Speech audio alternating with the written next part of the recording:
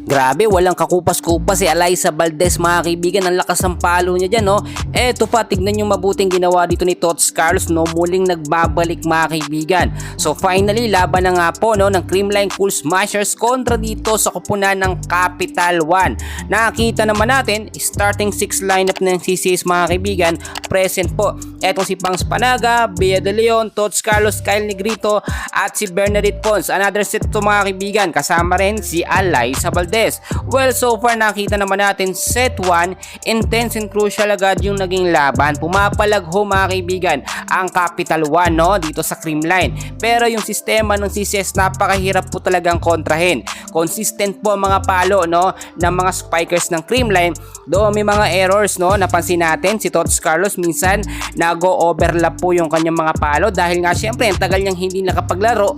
Yung gigil niya po sa paghampas ng bola mga kaibigan hindi po talaga mapigilan. Si MVP Pons, ang ganda ng pinapakita mga kaibigan, yung consistency hindi po talaga nawawala. Maganda rin ang binibitawan ng mga set nito nga pong si Kyle Negrito. Nakita natin nung set 1 mga kaibigan, nagtapos ang final score 19 ang Capital One, 25 ang CCS. Pagdating ng set 2 mga kaibigan, dito nakita naman natin medyo lumakas po ang depensa ng Capital One at sa early ng set 2 medyo nakakalamang mga kaibigan ang Capital One.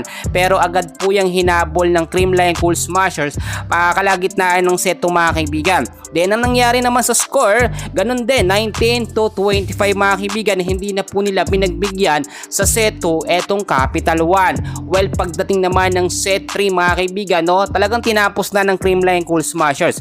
Nakita nyo kapag ganito talaga, minsan yung mga bench player po mga kaibigan ng Creamline, pinapalaro ni Coach Sherman Meneses, no, at talagang nagiging effective. Parang practice ground nga po ang nangyayari mga kaibigan kapag hindi ganoon kagaling ang kalaban ng Creamline Cool Smashers. Well, hindi ko naman sinasabi na mahina ang kupunan ng Capital One, pero nakakapalag sila sa CCS mga kaibigan. Intense and crucial yung naging set 3 mga kaibigan at no mercy ang pinakita nga po ng Creamline Cool Smashers. Consistency nandoon mga kaibigan at yung chemistry at momentum ng mga player o star player ng Creamline Cool Smashers hindi po nawawala. Tulad ng aking sinasabi, bunga ho yan ng pagka-practice araw-araw ng Creamline Cool Smashers, no? Wala ho silang sinasayang na pagkakataon.